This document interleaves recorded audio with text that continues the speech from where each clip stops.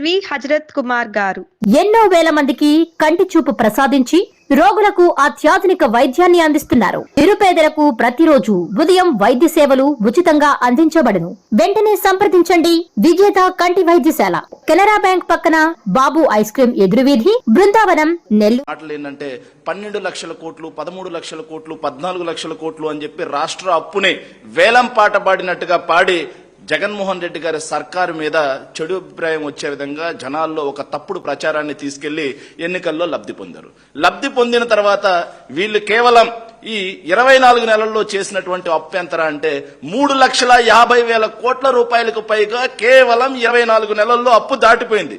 ఈ రోజు తీసుకున్నటువంటి 4,600 కోట్ల రూపాయల అప్పుతో కలిపి కేవలం జూన్ మొదటి వారంలో 4,400 కోట్లు, ఈ రోజు మంగళవారం మరో 4,600 కోట్లు కలిపి కేవలం 15 రోజుల్లో 10,000 కోట్ల రూపాయలు అప్పు చేసిన ఘన చరిత్ర గిన్నిస్ బుక్ రికార్డ్స్ కూడా చంద్రబాబు నాయుడు గారి సర్కారే చేస్తుంది.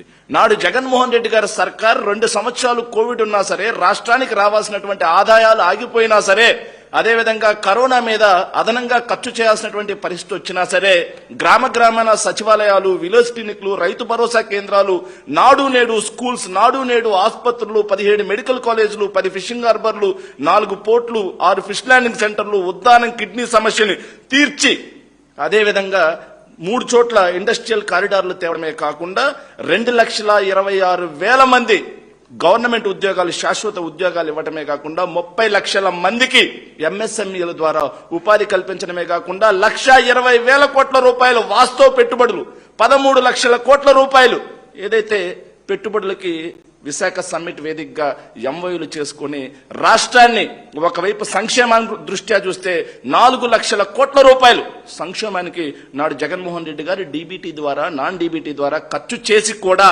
ఇలా చెప్పుకుంటూ పోతే రాష్ట్రంలో కుప్పం నుంచి కురుపాం వరకు ప్రతి గ్రామంలో జగన్మోహన్ రెడ్డి గారు చేసినటువంటి అభివృద్ధి సంక్షేమ కార్యక్రమాలు మన కళ్ళకు కట్టినట్టు కనిపిస్తాయి. ఇన్ని చేసి జగన్మోహన్ రెడ్డి గారు 60 నెలల్లో చేసిన అప్పు ఎంతరా అంటే కేవలం 3,32,000 కోట్లు మాత్రమే. కానీ దాన్ని ఈ ఎల్లో మీడియా ద్వారా, వాళ్లకున్నటువంటి సోషల్ మీడియా ద్వారా, వాళ్లకున్నటువంటి పెయిడ్ యూట్యూబ్ ఛానల్స్ ద్వారా రాష్ట్ర అప్పు 10, 11, 12, 13 అన్నట్టుగా సోలాపూర్ వాళ్ళు ఏలం పాడినట్టుగా పాడారు, దుప్పట్ల ఏలం పాట పాడినట్టు పాడి ఈ రోజు వాళ్ళు చేస్తుంది ఏంటంటే జగన్మోహన్ రెడ్డి గారు 60 నెలల్లో చేసినటువంటి అప్పుని వీళ్ళు 24 నెలల్లో క్రాష్ చేసి దేశంలోనే అప్పు చేయడంలో మొదటి స్థానంలో ఉన్నారు వీళ్ళు.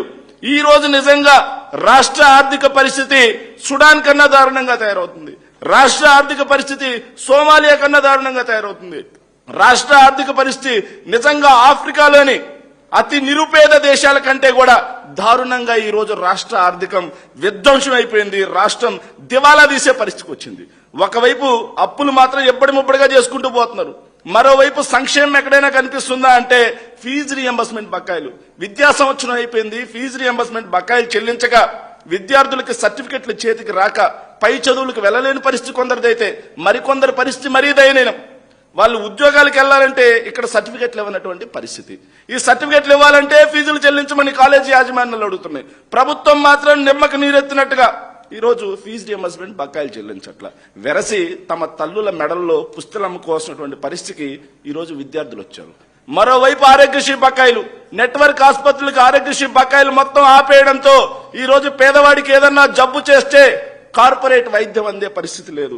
చేయూత, ఆసరా, తోడు లాంటి జగన్మోహన్ రెడ్డి గారు ఇచ్చిన పథకాలకు మొత్తానికి మంగళం పాడేశారు. ఇక అమ్మఒడి పరిస్థితి మనం అందరం చూస్తా ఉన్నాం, అరకొరగా ఇస్తా ఉన్నారు. రైతు భరోసా 7 లక్షల మందికి ఎత్తేశారు. ఇంకోవైపు చూస్తే రైతన్నకు మద్దతు ధర లేదు. ఇంకోవైపు చూస్తే మనం అన్ని రకాలుగా చూస్తే జగన్మోహన్ రెడ్డి గారి ప్రభుత్వంలో సంక్షేమం ఎలా ఉంది, ఇప్పుడు సంక్షేమం ఎలా ఉంది అనేది కూడా చూసుకోవాల్సినటువంటి పరిస్థితి.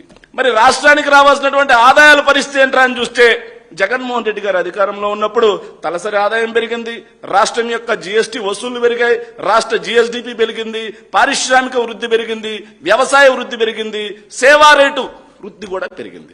కానీ ఇప్పుడు చూస్తే జీఎస్టీ వసూళ్లు డమాల్, జీఎస్డీపీ డమాల్, ఇవన్నీ ఏమైపోతా ఉన్నాయి. రాష్ట్రానికి రావాల్సినటువంటి ఆదాయం, సంపద సృష్టిస్తా అని చంద్రబాబు నాయుడు చెప్తే ఈ రోజు నిజంగా రాష్ట్ర సంపద ఆవిరైపోతా ఉంది. ఎక్కడా కూడా సంపద సృష్టి అనేది కనిపించట్లా.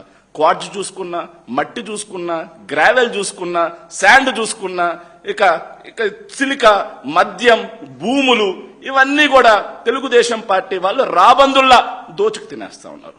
నాడు జగన్మోహన్ రెడ్డి గారి సర్కారులో ఇసుక ద్వారా 750 కోట్ల రూపాయలు సంవత్సరానికి ఆదాయం వచ్చేది. ఇలాంటి రాష్ట్ర ఖజానాకు రావాల్సినటువంటి ఆదాయ వనరులను మొత్తాన్ని తెలుగుదేశం పార్టీ కార్యకర్తలకి దోచిపెట్టేస్తున్నారు. కాబట్టి ఈ రోజు రాష్ట్రానికి రావాల్సినటువంటి ఆదాయాలు రాట్లా. ఎక్సైజ్ మనం చూసాం, కల్తీ మద్యం కుటీర పరిశ్రమల రాష్ట్రంలో ఎలా వెచ్చలవిడిగా గ్రామ స్థాయికి కూడా వెళ్ళిపోయిందో, వెరసి రాష్ట్రంలో ఈరోజు మద్యం ఏరులై పారుతుంట గ్రామాన రాష్ట్ర ఖజానాకు ఆదాయం రావాల్సిన రీతిలో ఆదాయం రావట్లా. ఇసుక దగ్గర నుంచి అన్ని దోచుకుతున్నటువంటి పరిస్థితి చూసాం. ఇక అమరావతి పేరుతో అడ్డగోలుగా ఎక్సెస్ రేట్లేసి వెచ్చలవిడిగా ప్రజాధనాన్ని ఎలా దోచుకు తింటున్నారో, స్క్వేర్ ఫీట్ కి 20,000 రూపాయలు లెక్కనేసి అనేది కూడా మీడియా మిత్రులందరూ కూడా గమనిస్తున్నారు. రాష్ట్ర ప్రజలందరికీ కూడా అర్థమైంది. ఇలా ఒకవైపు రాష్ట్రం ఇబ్బడి ముబ్బడిగా అప్పులు చేసి రాష్ట్ర ఆర్థిక పరిస్థితిని బంగాళాఖాతం అడుగున పాతాళంలో తొక్కివేశారు ఈ ప్రభుత్వం. సో నిజంగా రాష్ట్రం దివాలా తీస్తుంది, ఆర్థికంగా విధ్వంసం అవుతుందంటే కూటమి పాలనలోనే అనే విషయం కూడా కాగ్ లెక్కలు కూడా మనందరికీ కూడా చూపెడతా ఉన్నాయి, నిదర్శనంగా మారుతా ఉన్నాయి. మరోవైపు సంక్షేమ చట్టం కూడా విరిగిపోయింది. సో దీని గురించి కూటమి ప్రభుత్వాన్ని ఎవరైనా అడిగితే, దీని గురించి ప్రశ్నిస్తూ వైఎస్ఆర్ కాంగ్రెస్ పార్టీలో ఎవరైనా వీడియో చేసి అఫీషియల్ పేజ్ లో పెడితే జనాల్లోకి వెళ్తుంది అని చెప్పి ఒక్క భయంతో అఫీషియల్ పేజీలు ఆపేయండి, బ్యాన్ కొట్టేస్తారు. వైఎస్ఆర్ కాంగ్రెస్ పార్టీ వాళ్ళు ఎవరైనా తమ పేజీల్లో వీడియోలు అప్లోడ్ చేస్తే, అయ్యా చంద్రబాబు నాయుడు గారు మీరు ఇంత తప్పులు ఎందుకు చేస్తున్నారు, ఆర్థికంగా రాష్ట్రం విధ్వంసం అవుతుంది, సంపద సృష్టి అన్నారు, నిజంగా ఇప్పుడు సంపద ఆవిరవుతుంది అని అడిగితే వాటన్నిటిని బ్యాన్. చంద్రబాబు నాయుడు గారి ప్రభుత్వానికి వ్యతిరేకంగా ఏ ఒక్కరూ మాట్లాడడానికి లేదు, ఏ ఒక్కరూ చూపడానికి లేదు, ఏ ఒక్కరూ రాయడానికి లేదు అన్న ఒక్క నిరంకుశత్వ ధోరణితో నియంత పాలన. ఈ రోజు నార్త్ కొరియా కూడా మనకంటే బానే ఉన్నట్టుంది, భావ వ్యక్తీకరణ స్వేచ్ఛలు అందరికి సమన్యాయం అన్నా ఉంది. కానీ ఇక్కడ మాత్రం వైఎస్ఆర్ కాంగ్రెస్ పార్టీ అంటే చాలు వాళ్ళని నియంతృత్వ ధోరణిలో అణిచివేయాలి, వాళ్ళ భావ వ్యక్తీకరణ స్వేచ్ఛని తొక్కేయాలి అన్న రీతిలో ఈ రోజు ఈ కూటమి ప్రభుత్వం నడుస్తా ఉంది. మరోవైపు చూస్తే రాష్ట్రంలో శాంతి భద్రతలు ఏ స్థాయిలో ఉన్నాయనడానికి అసెంబ్లీ సాక్షిగా వైఎస్ఆర్ కాంగ్రెస్ పార్టీకి చెందినటువంటి దాసరి సుధా, తాటిపర్తి చంద్రశేఖర్ గారు, విరూపాక్షి, మిస్టర్ విశ్వరాజ్ గారు అడిగిన ప్రశ్నకు సమాధానంగా నాడు హోంమంత్రి గారు ఒక సమాధానం ఇచ్చారు.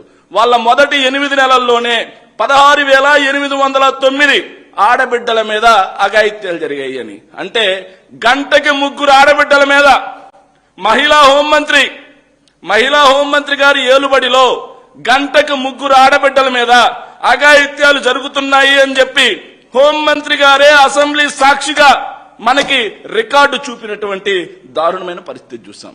ఈ రోజు రాష్ట్రంలో ఏం నడుస్తా ఉందిరా అంటే ఎంతటి దుర్మార్గమైన పరిస్థితి అంటే శాంతి భద్రతలు ఎంతలా దిగజారిపోయా అనడానికి నిదర్శనం ఇది. ఏంట్రా అంటే వీళ్ళ అధికారంలోకి రాగానే మచ్చుమరిలో ఒక బాలిక కనిపించకుండా పోతే 2 సంవత్సరాలైనా సరే ఆ బాలికని వెలికి తీసి ఇవ్వలేదు కదా, దాని గురించి హోంమంత్రి కిక్కురు మనకుండా ఉంటారు.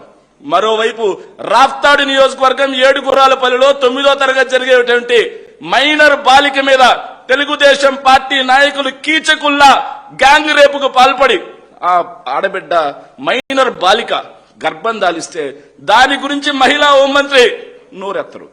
ఇంకోవైపు చూస్తే గుంటూరులో నజీర్ అనే తెలుగుదేశం పార్టీకి చెందినటువంటి ఎమ్మెల్యే ఆగడాల గురించి మహిళా హోంమంత్రి గారు ఎక్కడా నోరెత్తరు.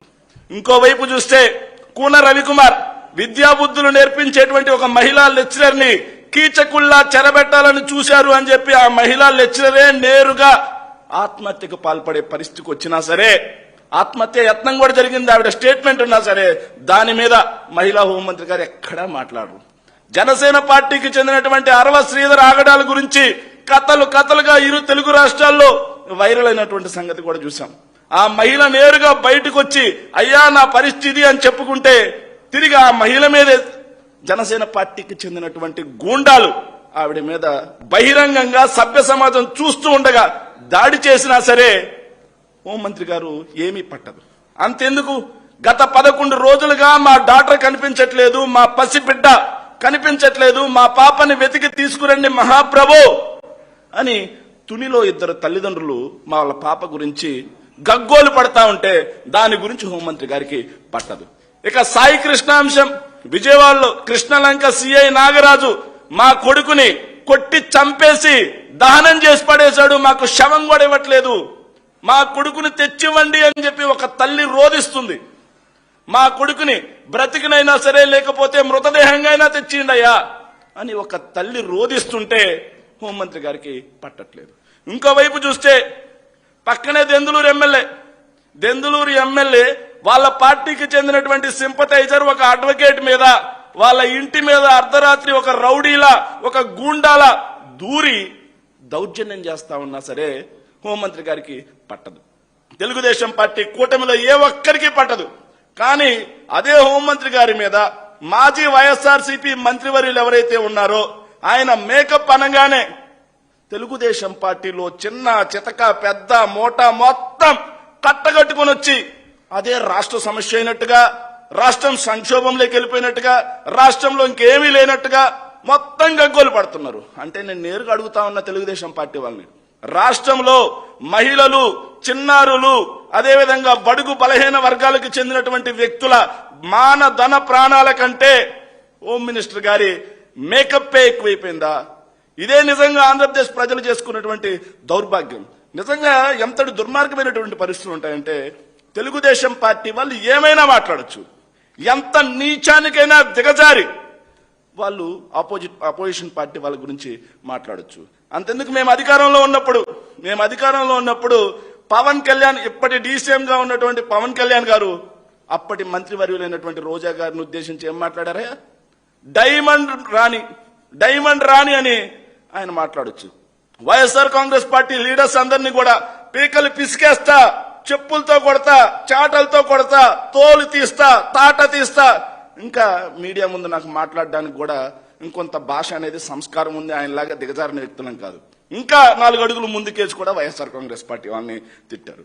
ఇక బండారు సత్యనారాయణ అనే తెలుగుదేశం పార్టీ అతనైతే ఏం మాట్లాడారు? రోజా గారి గురించి ఒక మహిళా మంత్రి అని కూడా చెప్పడానికి వీలు లేకుండా, సో సంస్కారం విడిచి కుసంస్కారిలా ఆయన మాట్లాడిన మాటలేంది?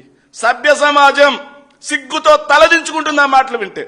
ఒక మహిళా మంత్రిని పట్టుకొని బ్లూ ఫిల్మ్లు అయ్యి అని చెప్పేసి నీచంగా మాట్లాడినటువంటి కీచకులు వాళ్ళు కాదా? వాళ్ళకి మహిళల మీద గౌరవం ఉందా? ఇక మనం బాగా మాట్లాడొచ్చు. బాలకృష్ణ గారు లోకేష్ యొక్క మామ, నందమూరి తారక రామారావు గారి యొక్క తనయుడు, అదేవిధంగా చంద్రబాబు నాయుడు గారి యొక్క బావమరిది అయినటువంటి బాలకృష్ణ గారు మాట్లాడిన మాటలేంది? మహిళ కనిపిస్తే మీ అందరికీ తెలుసు, ఇది ఇరు తెలుగు రాష్ట్రాల్లో బాగా ఫేమస్ అయినటువంటి డైలాగ్ అది. అలాంటి నీచమైన మాటలు ఆయన మాట్లాడతారు. ఇక అయ్యన్న పాత్రుడు ఇప్పుడు స్పీకర్ గా ఉన్నాడు, ఆయన మాట్లాడిన మాటలు మనం చూసాం రోజా గారి గురించి. అలాంటి వ్యక్తులను తీసుకొచ్చి ఈ రోజు ఆంధ్రప్రదేశ్ శాసనసభ స్పీకర్ గా కూర్చోబెట్టారు ఈ ప్రభుత్వం. సో వాళ్ళకి నిజంగా చిత్తశుద్ధి ఉందా, మహిళల మీద గౌరవం ఉందా లేదా అనేది కూడా వాళ్ళే ఆలోచన చేసుకోవాల్సినటువంటి పరిస్థితి. ఇక మీకు దెందులూరు ఎమ్మెల్యే గారు మాట్లాడిన ఒక మాట వినిపిస్తా. మహిళా మంత్రిగా ఉన్నటువంటి మా ఆరోగ్య శాఖ మంత్రిగా ఉన్నారు విడుదల రజనీ గారు, ఆవిడ గురించి దెందులూరు ఎమ్మెల్యే గారు ఏం మాట్లాడారో కూడా ఒకసారి నేను ప్లే చేస్తాను, మీడియా మిత్రులు కూడా గమనించాలి. గవర్నమెంట్ లో అంటే గవర్నమెంట్ దగ్గరికి వెళ్ళాలి. ఏం చేస్తుందంటే విడుదల రజనీ ఊరికే మేకప్ వేసి తిరుగుతుందండి. మీ మంత్రి గారు మేకప్ వేసి తిరుగుతున్నారా అడుగుతున్నానండి. అంటే చింతమనేని ప్రభాకర్ గారు అప్పుడు మంత్రిగా ఉన్నటువంటి ఏదైతే విడుదల రజనీ గారి గురించి మేకప్ వేసుకొని తిరుగుతున్నారా అని అడిగితే అది రాజ్యాంగబద్ధమట, అది సంస్కారయుతమట. అదే మహిళా హోంమంత్రి గారు ఈ సమస్యలు మొత్తాన్ని పక్కన పెట్టి జగన్మోహన్ రెడ్డి గారిని తిట్టడానికి, జగన్మోహన్ రెడ్డి గారి వ్యక్తిత్వ హననం చేయడానికి వైఎస్ఆర్ కాంగ్రెస్ పార్టీలో అంతెందుకయ్యా, విజయమ్మ గారిని విజయమ్మ అనే వాళ్ళందరినీ కూడా ఆవిడ ఏం మాట్లాడారో చూశాం, ఎంత నీచంగా తిట్టారో మనం చూశాం. అదేవిధంగా మొన్నటికి మొన్న వైఎస్ఆర్ కాంగ్రెస్ పార్టీ వాళ్ళు గుడ్లు పగలు కొడతారంట. ఆవిడకి హోంమంత్రి ఇచ్చింది గుడ్లు పగలు కొట్టడానికా, లేకపోతే రాష్ట్రంలో శాంతి భద్రతలు ఏవైతే ఉన్నాయో లా అండ్ ఆర్డర్ ని కాపాడడానికా అని అడుగుతా ఉన్నాం నేరుగా. దానికి సమాధానం చెప్పకుండా ఈ రోజు వచ్చి ఈ మాటలన్నీ మాట్లాడుతూ ఉన్నారు. రాష్ట్రంలో ఈ రోజు శాంతి భద్రత పరిస్థితి ఉందో మనం గమనిస్తా ఉన్నాం. వైఎస్ఆర్ కాంగ్రెస్ పార్టీ వాళ్ళు ఏ ఒక్కరైనా సరే ఒక చిన్న పోస్ట్ పెడితే, ప్రభుత్వానికి వ్యతిరేకంగా ఒక చిన్న మాట మాట్లాడితే ఎక్కడున్నా సరే తీసుకురావడం, అక్రమ కేసులు పెట్టడం, పోలీసులు రెడ్ బుక్ రాజ్యాంగం ప్రకారం వైఎస్ఆర్ కాంగ్రెస్ పార్టీ వాళ్ళని చట్టాన్ని మరి పక్కన పెట్టేస్తారు, బాధిపడేయటం, జైలుకి పంపించడం. కానీ నిజంగా ఈరోజు బాధితులు ఎవరైతే ఉన్నారో, మర్డర్లు జరుగుతున్నా, మానభంగాలు జరుగుతా ఉన్నా, గంజాయి సరఫరా జరుగుతా ఉన్నా, ఒకవైపు అక్రమ మైనింగ్ జరుగుతా ఉన్నా, ఎక్కడా కూడా శాంతి భద్రతలు అనేవి లేవు. విజిలెన్స్ అనేది ఎక్కడా పనిచేయట్లా. వీటి గురించి అడిగితే ఇప్పుడు డైవర్ట్ చేయడం కోసం మళ్ళీ మాజీ మంత్రి అయినటువంటి అమర్నాథ్ గారి మీద వీళ్ళు వ్యక్తిత్వ హననానికి పాల్పడుతున్నారంటే, రాష్ట్రంలో ఒకవైపు మీడియా, బలమైన మీడియా ఉంది. సో 500కు పైగా యూట్యూబ్ ఛానల్కి డబ్బులు ఇచ్చి పోషిస్తున్నాం. పెయిడ్ ₹7 ఎల్లో బ్యాచ్ అయినటువంటి ఐటీడీపీ ఉంది అని చెప్పేసి వాళ్ళు చేసేటువంటి తప్పుడు ప్రచారం ఇంకెన్నాళ్ళు కొనసాగదు. రాష్ట్ర ప్రజలందరూ విఘ్నులు, గమనిస్తున్నారు మొత్తం. సరైన సమయంలో చంద్రబాబు నాయుడు గారి యొక్క దాష్టిక కీచక పాలనకి చరమగీతం పాడుతారు అని చెప్పి ఈ సందర్భంగా మనం చేసుకుంటాం.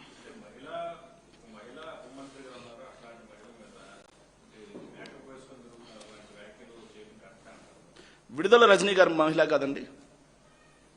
విడుదల రజనీ గారు మహిళ కాదా? అప్పుడు మంత్రిగా పనిచేశారా లేదా? రోజా గారు మహిళ కాదా? అప్పుడు మంత్రిగా పనిచేశారా లేదా? సో ఆవిడ ఇక్కడ జరుగుతున్నటువంటి ఈ అంశాల మీద దృష్టి సారించాల్సింది పోయి వైఎస్ఆర్ కాంగ్రెస్ పార్టీ మాజీ మంత్రి యొక్క గుడ్లు పగలు కొడతామంటే ఆవిడ మాట్లాడొచ్చండి? సభ్య సమాజం సిగ్గుతో తలదించుకోదా? ఎలా మాట్లాడతారండి ఒక మహిళ ఉండి? ఒక మహిళ ఉండి నేను గుడ్లు పగలు కొడతాను అనే మాట అంటున్నారంటే, సో ఆవిడ ఎంత కుసంస్కారులా దిగజారారు. ఆవిడ దిగజారు ఎంతైనా మాట్లాడొచ్చు. కౌంటర్ ఇటువైపు నుంచి వస్తే ముందు వీటి గురించి చూడమనండి. సో నా వేర్ ఈజ్ మై సన్ అని ఇక్కడ మహిళ అడుగుతా ఉంది. వేర్ ఈజ్ మై డాటర్ అని చెప్పేసి తునిలో ఒక దంపతులు అడుగుతున్నారు. వేర్ ఈజ్ మై డాటర్ అని చెప్పి 2 సంవత్సరాలుగా మచ్చుమరిలో అడిగి అడిగి అడిగి అలిసిపోయారు, గొంతు ఎండిపోయింది వాళ్ళకి. సో వీటి మీద సమాధానం చెప్పమనండి. సో ఇలా కాకుండా రాష్ట్రాన్ని రావణ కాష్టంలా మార్చి డైవర్షన్ పాలిటిక్స్ చేస్తామంటే ప్రజలు మొత్తం గమనిస్తున్నారండి.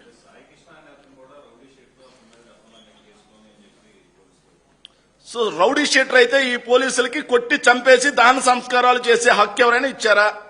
భారత రాజ్యాంగం నాకు తెలిసి డాక్టర్ బిఆర్ అంబేద్కర్ గారు రాసినటువంటి భారత రాజ్యాంగం, సిఆర్పిసి భారత న్యాయ స్మృతి ప్రకారం ఏదైతే ఉందో, వాళ్ళు నిందితులని పట్టుకొని విచారణ చేసి న్యాయమూర్తుల మధ్య ఉంచవలసినటువంటి హక్కు మాత్రమే వాళ్ళకుంది.